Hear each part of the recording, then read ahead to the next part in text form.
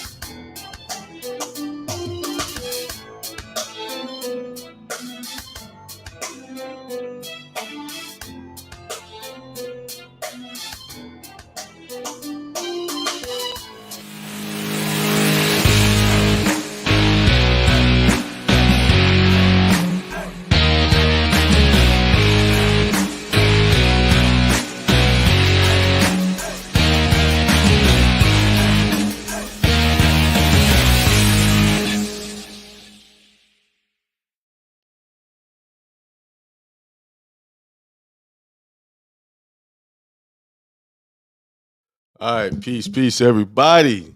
Thanks for tuning in this early Sunday. I don't usually do a broadcast on Sunday. Um, so I felt compelled to do one. I didn't do a show Tuesday. Had a family emergency I had to deal with. Uh, that's taken care of. Everything's great. Everything's good. Um, that's everything. Sometimes we have to deal with stuff. We think we're gonna do something, then we have to deal with something. And when we deal with these things, it helps us see more. We learn from 'em. So everything over here is good, everything's great. Family's doing all right. Uh I just want to do a mic check before I go in here.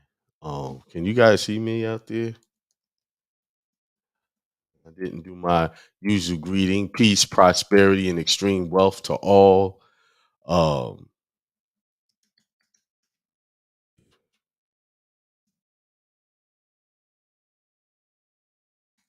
Let me know if y'all can hear me good out there. Looks good on my end. Looks good on my end.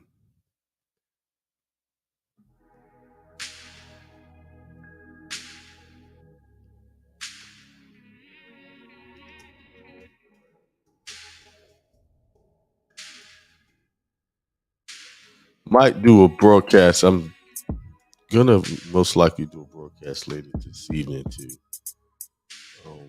make up.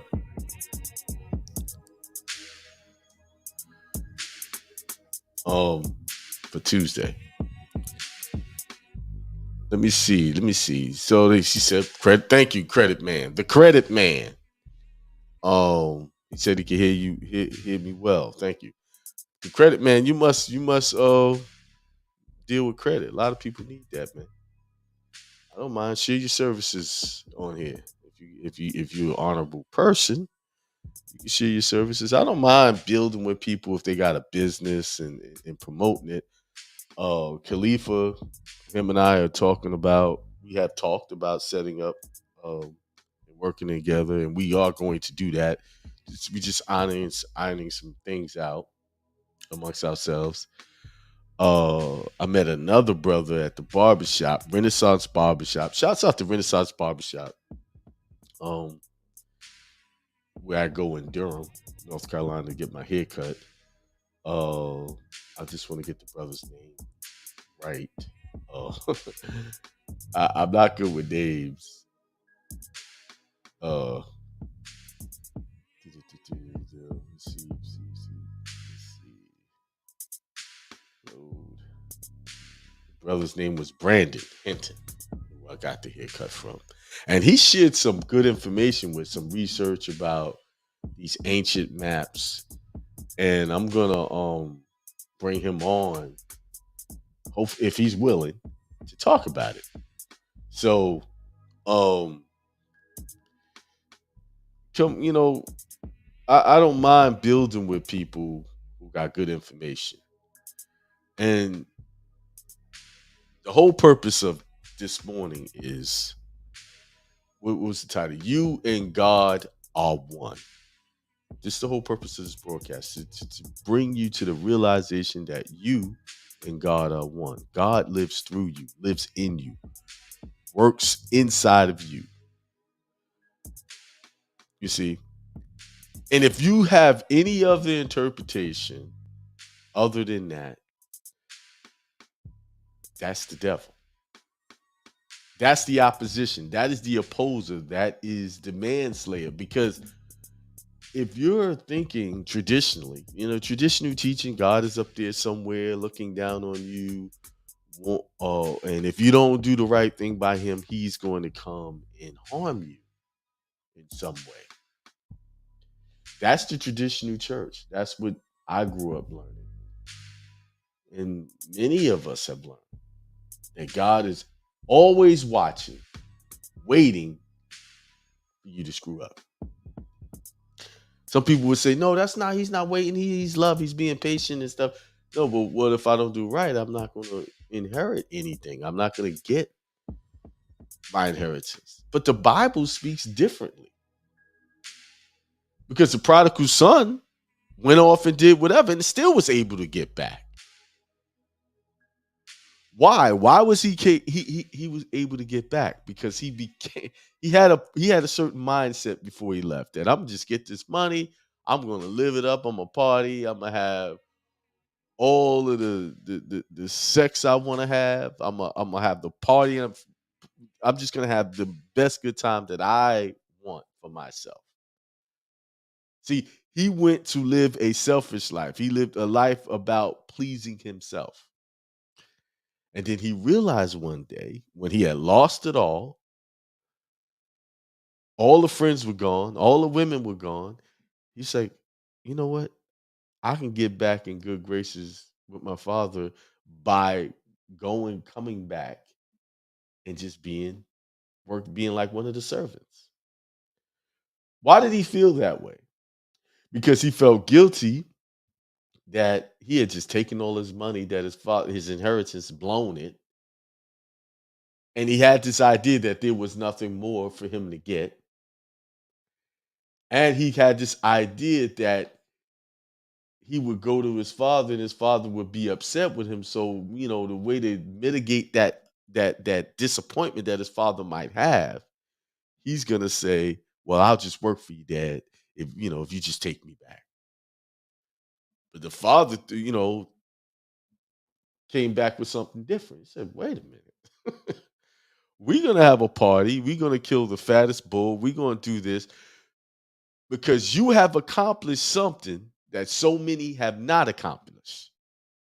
So you went out there and you saw what it was like out there. You saw what the partying life was. You saw what the type of people you were coming in contact with. And all of these relationships led you to one place, to being on the street, being without nothing. You lost everything. But you realized one thing, that coming back here was your salvation. But the son still came back with a dysfunctional idea of what was in store. He still came back. I'll come here as a lowly servant. Just take me back. I just want to be in your presence, Father. Just be here. Anything's better than being out there amongst the liars and the thieves and amongst the people who will stab you in the back. Anything's better than this. That's the son. That's what he was thinking in his mind. And Father said, no, you thought that was it? That was just a sample. That was just a fraction of what I got in store for you or what I have for you. Because you're my son, because you are a part of my legacy, you can always have more. This is an unlimited supply of prosperity, peace, and happiness. Over here, as long as you come to the realization where your power relies. And what I'm telling you today, your power lies in the fact that you and the Father are one. There is no separation. You are one with the Father, which is God, the God in you. You are that. And when you have these ideas of, I don't have enough money, I'm lonely, I don't have any friends, I don't have this or that. When you have any idea of lack or being without, you are not one with the Father. You are not one with God. Any other idea other than that, if you have in your mind that something is missing in your life, the finances is, I'm broke. The finances is not missing.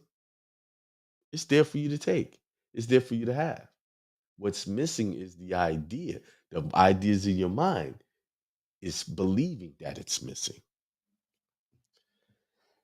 Christ told him, he said, if you want to enter the kingdom of heaven, you have to be like children. What do children do? They spend all day fantasizing, what we call as adults fantasizing on the good that they could have,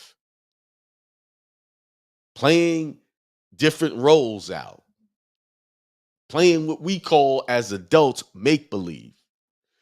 The reason why kids are like that because they are divinity in its purest form.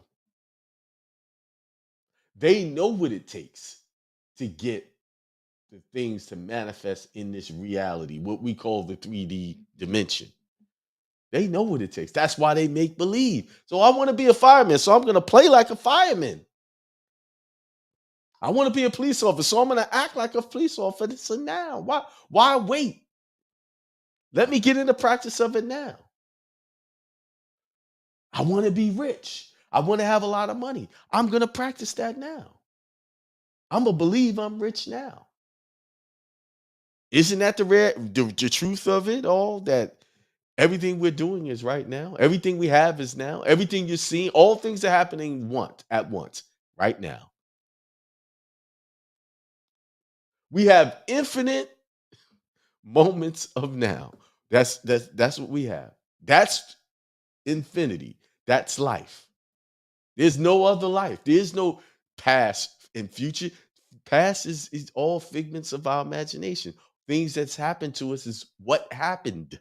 It doesn't exist anymore. Things we want to happen is what we call the future. These are the things we expect to happen. Last week, I expected a lot of things to happen, but none of those, most of it didn't happen. Why? Because my attention was diverted somewhere else that I need to handle some business. I'm even thankful for that. Whatever diverted my attention, I'm thankful for that because what it did was wake up something in me. It opened my eyes. It helped me see some things. And see, when you go through challenges in your life, when you go through adversities in your life, they are designed to help you open your eyes, go to another level. What have I said in the past? I've said every time you're going to that next level, you will be challenged by something. You will be faced with an opportunity to work something out to make yourself better. You will be. Now, the challenge is, are you going to accept the challenge? Are you going to face it? Are you going to deal with it? You're going to work through it. All of the teachings that I teach here and tell you about how you got to correct your mind and see things the way you want it to happen, I had to put all of that to work last week or earlier this week. I had to put it all. I had to put it all. All of that was challenged all at once. I had to work on my peace. I had to work on my love. I had to work on my compassion. I had to work on every bit. I had to work on my temper all at once. Usually challenges come, you work on one thing, you work on this thing, you know, and see y'all don't get it. You get a final exam of all of those things you're working on. You get a final exam. What does the teacher give you? You get all these lessons throughout the year, and then you get a final exam where you have to put into practice everything you learned throughout the year. That happened last week. And I'm not gonna say I did it perfectly, but I accomplished the thing that I which I had put out. to succeed at. I accomplished that thing. And it's not really about me. It's really about the people I had to come in contact with. See, I could sit up here and preach about what you can, what you're supposed to do about the mind, how you got to correct your thinking, and do this and do that. But if I'm not challenged by my teachings, then I'm not a teacher.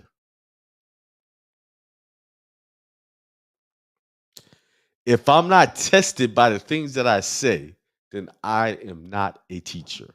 And so many people are out here teaching y'all how to do stuff, telling y'all what to do, but they're not challenged by those things. They don't have no application. They have no way of saying how they got through it. None. See, a person, you know a real teacher when he can tell you exactly what will happen and give you a likely scenario of the outcome. That's how you know true teachers. That's how you know who's truly called to do things.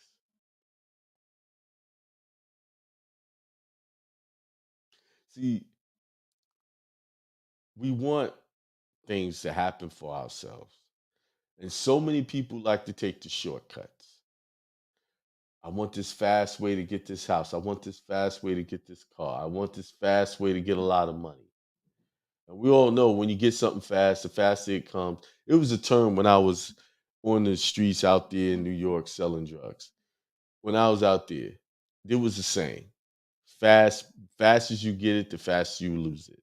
Fast as it comes, the fast as it goes.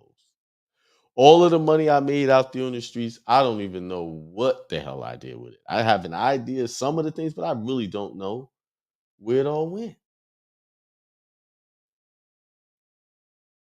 because I was living in that fast lane.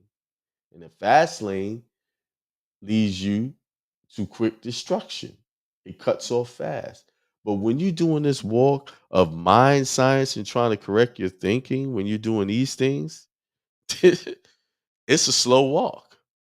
Just as the minute you think you got it, you have elevated your thinking, something comes to try to disrail you from that position. So what I've learned is this I knew this, but I know this now. I knew that it's a slow walk, that you got to keep working on this thing, but I know because the challenges that you gonna face on this walk is gonna be unbelievable. Like what? Even like I would have never thought this. I would have never thought that. These are the things you're gonna say. But then I had to sit back and say, why wouldn't you never would have thought that? You going to a higher place. Your mind, you taking your consciousness to this highest level. The, the, the demons get bigger. They get larger. They get scarier. But they're just that. They're just these demons and these problems are just another figment of my mind, my imagination that I must master.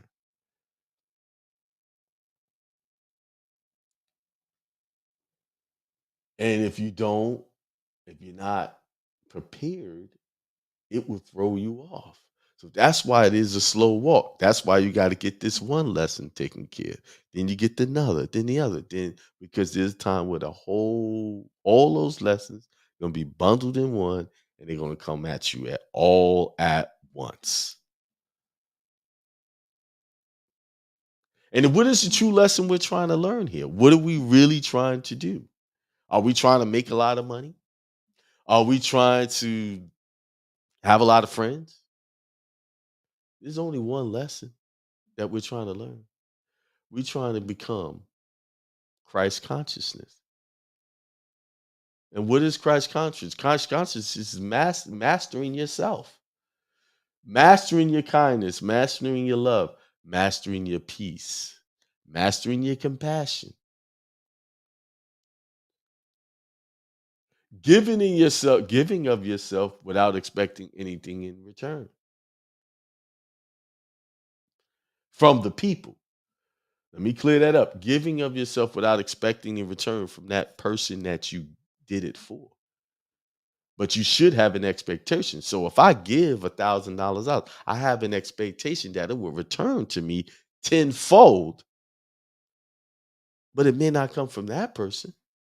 We should have an expectation when we give love, we want that back in return. This is why we're giving, so that we can complete the cycle of love. But it may not come from the individual you're showing love to. That person will continue to probably test you. There's people in my life that continue to test whether I'm going to stay steadfast to love and compassion that I say that I want to be.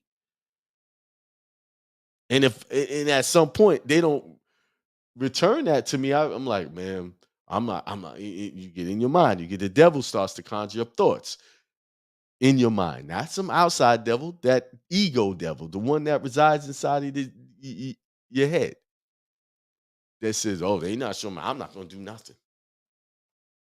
Do you know that there's people out there right now that's in the vicious cycle of just that lesson? And they wonder why life is not working? Because they continually expect blessings to keep coming to them. But as soon as they're challenged by one person, maybe two, and that person is not showing them the love and the kindness that they want, they just cut them off. I'm not dealing with that person. You just failed. You just failed the lesson.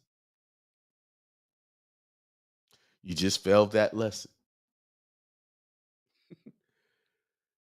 When you get challenges through people, through things, that's the opportunity for you to go harder and being a peaceful person. You know, now let me clear this up. Some people might come at you with violence and try to harm you. I'm not saying stand in front of that harm and take that. No, you protect yourself. If someone's coming after your family, you protect that. That's righteous. You protect yourself. What I'm saying is these everyday things we deal with people attitudes. Say you're going down to the courthouse to file some paperwork and the woman is not pleasant or the man is not pleasant. What are you going to do in that situation? Are you going to return that unpleasant behavior or are you going to return peace back to them? What are you going to do? I can tell you what works for me. When I feel like I'm meeting resistance, I pull back. Hey, I'm sorry for the misunderstanding. Oh, can you help me? Because I didn't know this. Soon as I show that side of me, that oh, I didn't know, they change their attitude. And then they become the most helpful person that you can deal with. I hear some of y'all stories out there. Yeah, I go down the courthouse. They doing this. Man, they just evil down there. They just see. There's the judgment. Remember what I said about the Bible also says, "Be careful, do not judge, or ye yourself be judged." They're evil. You just labeled them that. So guess what you're going to get from them? More evil. It's another mindset change. That's it. It's just shifting your thinking. You don't have to return evil for evil. What you want to do is return peace for evil. And if they still cannot see you being peaceful and they still coming at you, then what you do? You shake your dust and you get out of that situation. Move on. There's someone else that'll open the door for you. So I was reading this. This is the Gospel of the Holy 12. This book goes in detail of some of the stories that the Bible tells. And it really helps you to see how your mindset plays a big role in everything that you do. So I'm gonna start here. It's page 84 of this book here. It says, uh Jesus healed, no, I'm saying page 85. Jesus heals a man born blind. They that attain to the resurrection from the dead neither marry nor die. That's what this is the title of this section. And at another time, as Jesus passed by, he saw a man which was blind from his birth. Now, when I read these things, I want you to think of them in an esoterical way. What does blind represent? Blind represents you, just like the prodigal son was blinded to the fact that you're never separated from God. That's the blindness. So this man from birth was blind. And his disciples asked him, saying, Master, who did sin, the man or his parents, that he was born blind? Jesus answered, to what purport is it, whether this man sinned or his parents, so that the works of God are made manifest in him? I must work the works of my Father who sent me while it is day. The night cometh when no man can work, and as long as I am in the world, I am the light of the world. So they were asking him, who was wrong here? Who was the sinner here? That this man was born blind. Was his parents or him? And Christ said, that's unimportant at this point. There's a matter that need to be tended to. This man is blind, and he seeks healing. Right? When he had thus spoken, he spat on the ground and mingled clay with the spittle, and anointed the eyes of the blind man with the clay, and said unto him, Go wash in the pool of Siloam. This meaneth by interpretation sent. He went his way therefore and washed and came seeing.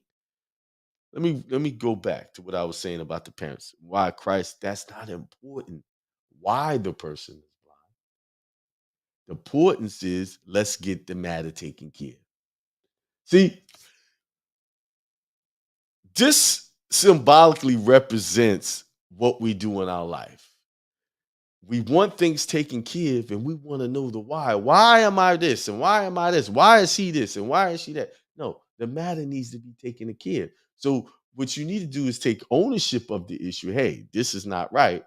Let me take care of it and seek solutions. This is what Christ represented. He represented the solution to his problem, which was blindness. And what blindness are we talking about? He was blinded to the fact that he was one with God. And once he become one with God, he begins to see clearly his purpose, his mission, who you really are. When people are dealing with things like depression and loneliness and all these other things, the simple solution is you have to recognize that you're one with God. You and God are one. God works through you. And God sent you here as the Christ child to be what? As it said is, as long as I am in the world, I am the light of the world. So while you're in this world, you are the light of the world. You are the light. Christ represents you being the light of the world. So you have something special to deliver. You have something special to deliver to the world. And you know you have something special to deliver. I can't tell you what that is. Only you can tell you what that is. Back to the children. One of the reasons, they have these aspirations. I want to be this. I want to be that. Why does a child want to be a police officer? Why do want to be a firefighter or these other things?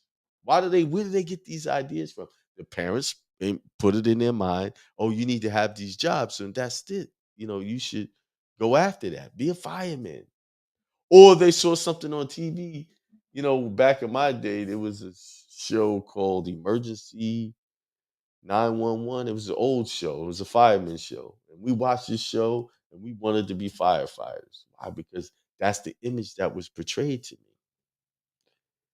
But the image that I really needed was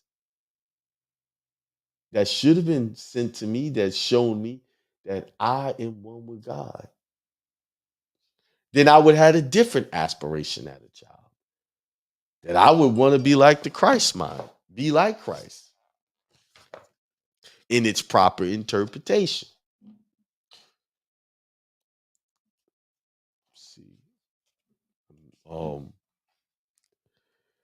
The neighbors, therefore, they which before had seen him, that he was blind, said, is not this he that sat and begged?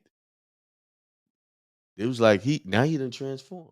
His awareness came to him. The awareness of himself came to him. Now he transformed. And people can recognize it. See, when your awareness comes to you, when the truth of you comes forth and works through you, people are gonna notice that change. Now, here's the thing: some people are gonna be jealous of it and try to tear it down, and some people are gonna be happy for you. It comes with the territory of when you're waking up, when you stop being blind.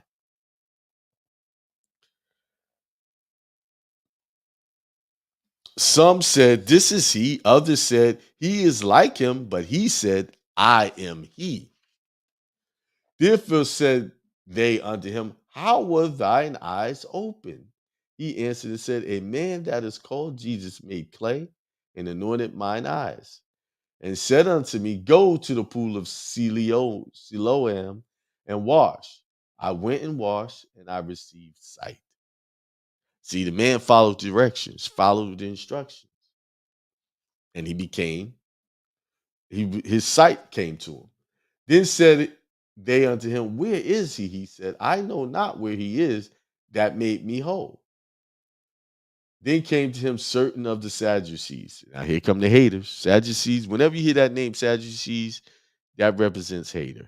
That represents the haters in your life when you're trying to do better for yourself. When they see you doing things, when they see that you're not blind anymore, that you're doing things, that you're making miracles happen, the Sadducees always show up. And they show up by way of friends, families, neighbors. Okay? And even you could be a Sadducee in your own mind in what you call uh, self-defeating attitudes. Who did not then then came to him certain of the Sadducees. Let me say it this way. Then came to him certain of the haters who denied that there is a resurrection, and they asked him, saying, Master, Moses said, if a man die having no children, his brother shall marry his wife and raise up seed unto his brother. Now there were 7 brethren, and the first took a wife and died.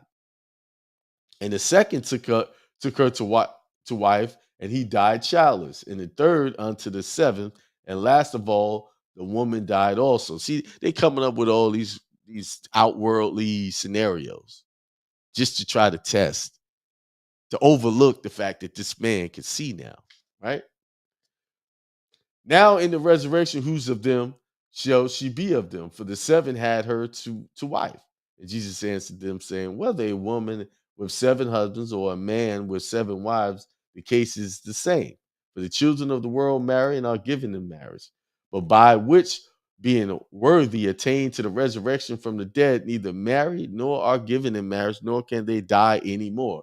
For they are equal to the angels, are not of children, and are the children of God, being the children of the resurrection.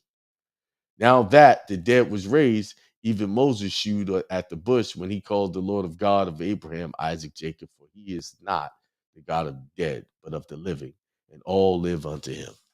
Basically, to sum up that symbolism, once your consciousness is raised to this level, these things of marrying and all these things that we at the lower consciousness deal with won't be important. It won't be necessary anymore. You have raised your consciousness to a level where you don't need an individual to make you whole. This is strictly talking about the consciousness of the mind and making the mind whole.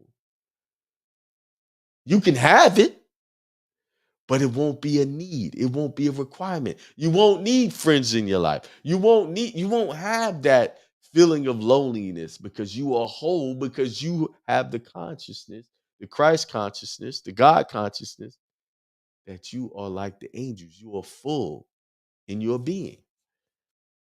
These are the reasons why people see lack, because they don't see themselves as full or whole in their being. If you at this moment have a doubt about anything that you wish to accomplish that is good for you, you are not whole in your consciousness. You are somewhat blind, like this man. See, the key to having anything that you want is adjusting your thoughts, adjusting your mind. That is the key. You have to transform this mind, and it's a some will say daily. To me, it's a moment to moment process because one moment you can have these powerful, uplifting thoughts, and then the next moment someone will show you something, or you will think something that can derail those uplifting thoughts. So to me, it's a everlasting moment to moment process of readjusting your thoughts. So if you feeling depressed, you feeling lonely, you feeling like you don't have enough, you need to take a moment to yourself, close your eyes, and say, I am enough. If you're feeling lonely, I am enough. I am my best friend. See, you can never be good friends to anyone else until you become a good friend to yourself. And how do you become a friend to yourself? By adjusting your thinking and showing love to yourself, knowing, loving yourself. It's okay to love yourself. It's not selfish. You have to love everything about you.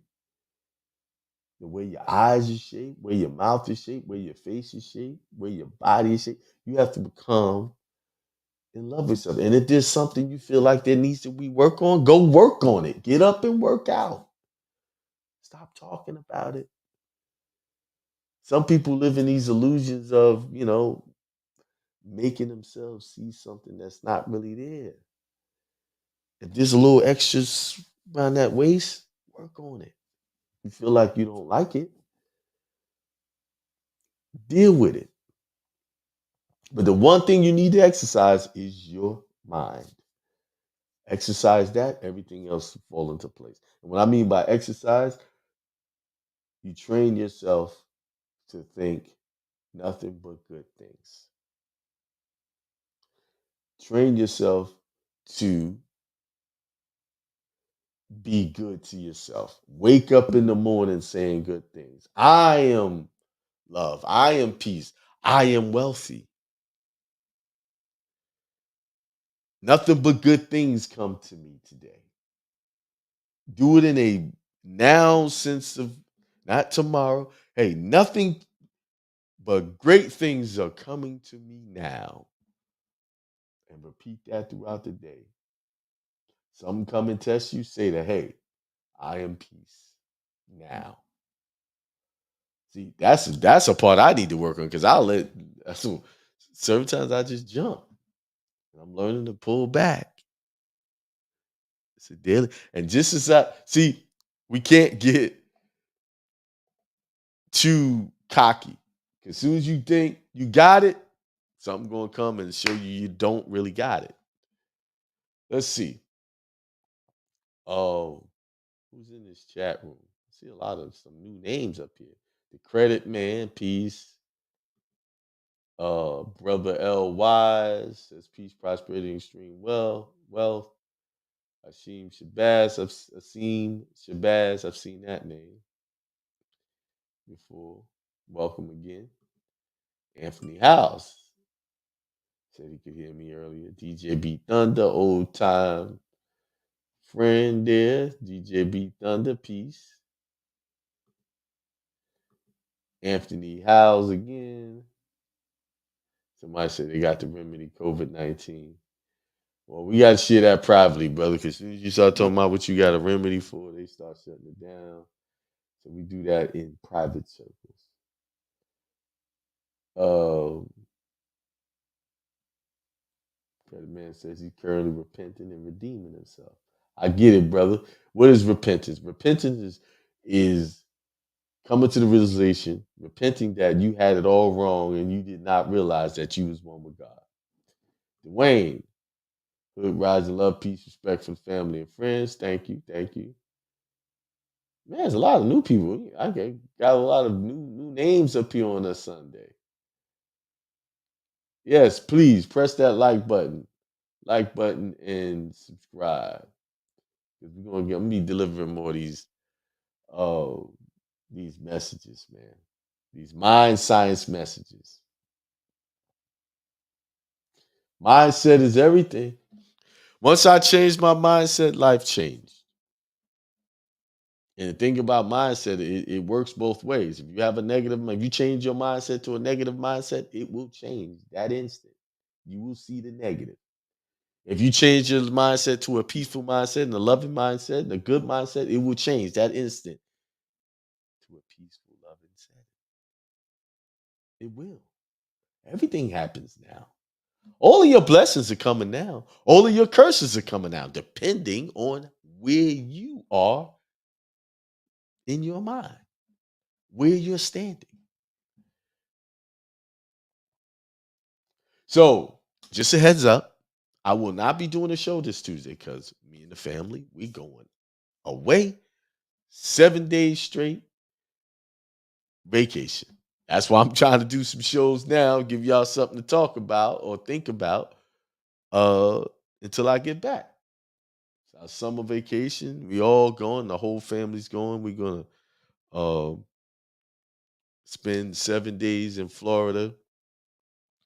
And I did some things different. Remember, I said you got to change your mindset. And what I'm about to tell you is not to brag.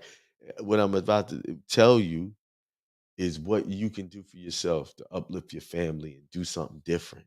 So we're going away for 7 days. Oh, rented a house out for the 7 days. And I got to thinking, okay, when you're staying that long, you gotta eat, you gotta cook. Are we gonna eat out? That's gonna be very expensive, trying to do that every day. So what did I do? I hired a chef to cook for us. So the very first day we get there, he's gonna get there ahead of time and prepare meals. So you know how it is when you're traveling and you get there. The first thing you want to do is put the bags down and let's go out to eat. That's normally what we would do. And the size of my family, that's easy gonna be $600-700. Easy. 400 the minimum, depending on where we go. So hired a young man out of Cape Coral, Florida. His name is he's actually got a YouTube channel. It's called the Yes Chef. I'll put him in there. I'm gonna give him a shout out. Yes Chef. Yes Chef. Um brother out there, we talked, planned out a menu. He's gonna have our meal ready for us. And then he's gonna cook for us throughout the thing there. And now my wife don't have to worry about cooking, even although she likes cooking, she don't have to. We could just concentrate on relaxing and enjoying each other's company. Well, I'm telling you this because you can do the same thing. See, we got to stop thinking we don't have it. It ain't enough. It is enough. It's plenty. It's abundance all around us. Like they say, talking about a pending food shortage. They've been talking about that for years, and I got caught up in that thinking too. I said, "There's no shortage. It's only going to be a shortage if I believe in this shortage. Because outside my window is dirt. I go plant some things. I was testing out. I took a cut off the top of the carrot, put it in water. Now it sprouted out.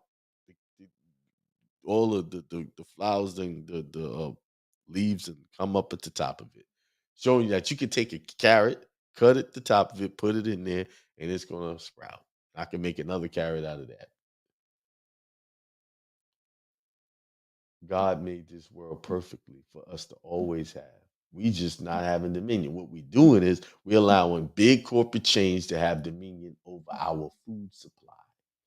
And as you can see, the food supply is poison for the most part. They put heavy preservatives, heavy chemicals in all of the things that you're eating. So take control. Have dominion over your food. Take control. So that's what we're doing just so we could just relax 7 days. So I won't be doing the show. Um, I, I might do a show when I get back. I don't know. Just depends on how I feel. Um, Once again, my website is akemail.com. You can find various remedies for different issues there. I am going to start putting up series of teaching lessons like this up there so that y'all can take them and have them forever. Like they're on YouTube, but I'm going to create some separate, deeper teachings and start posting those as well. Um, what's coming? I got to get with the brothers to work on a seminar in Champaign, Illinois. That's one I'm going to do.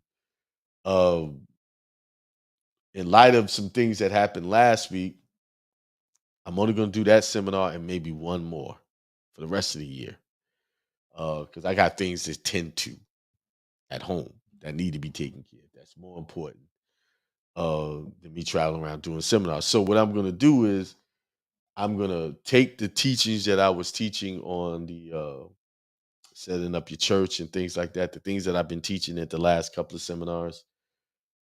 It's going to be reduced down, not reduced. I'm going to do a seminar virtually on that topic.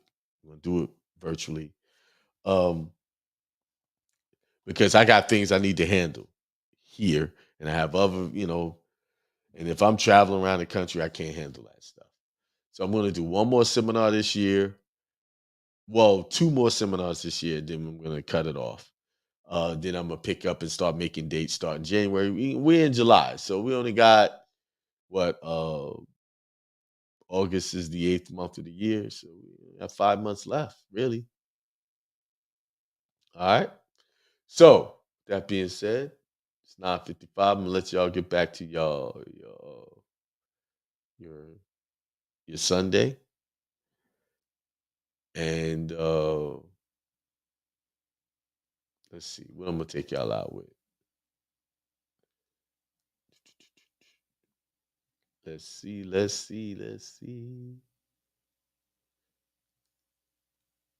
Man. Oh, one other thing. These shows ain't free. I appreciate that people do donate to the cause a lot, and I appreciate those that do. There's my Cash App and my Zelle right there. If y'all want to help keep this going, if y'all want more of these positive messages, please feel free to donate whatever you want. There's no specific thing. All right, so let's do this. All right, peace. Keep it locked on Hindsight Radio. I'm going over this a lot. Most of y'all have seen me go over this, right? Have you? Never? Oh, you a newbie. Huh?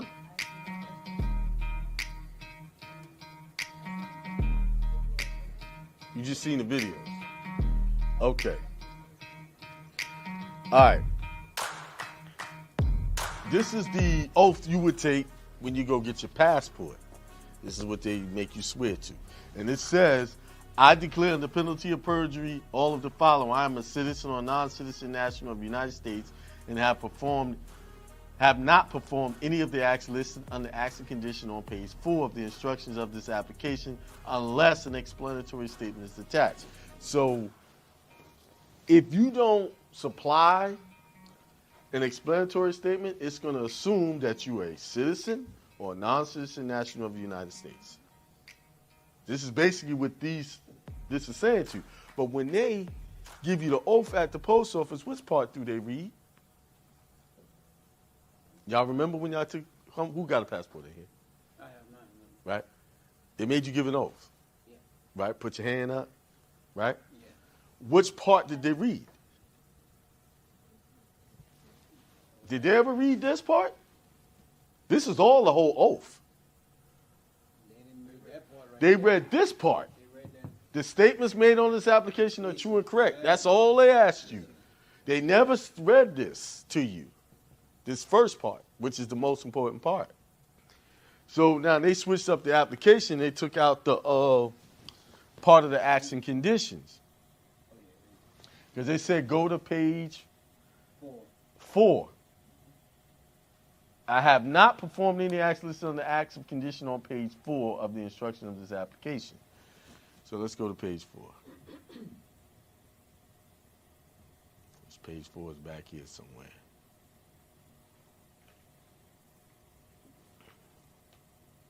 Here's acts and conditions. This is the new one. And it says, if any of the below mentioned acts and conditions have been performed by or applied to the applicant, a supplementary explanatory statement under oath of affirmation by the applicant should be attached and made a part of this application. I changed the way I did. Y'all, whoever's been with me before and did it the other way, why did I change it and change it into an oath, like an affidavit form, a real affidavit form? They took out the, used to be able to cross out the line? No, that's not why I did it.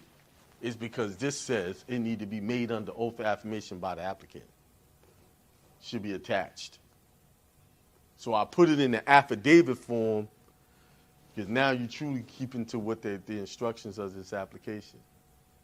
Although the first word worked very well, this word works even better because now I'm truly, it says made under oath of affirmation. So now I created an affidavit in affidavit form, and then I just copy and paste it and put this in there, part of it. Why would you put this part in there? Why wouldn't you put it? Why would you put that there? You don't put it, you have done it.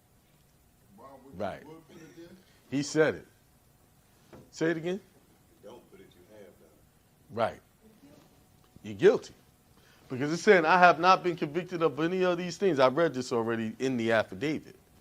So all I did was copy and paste that and put it into the affidavit. Because they said, there, if I have Locked on Hindsight done Radio. that, which I have. I don't have none of these problems. So I'm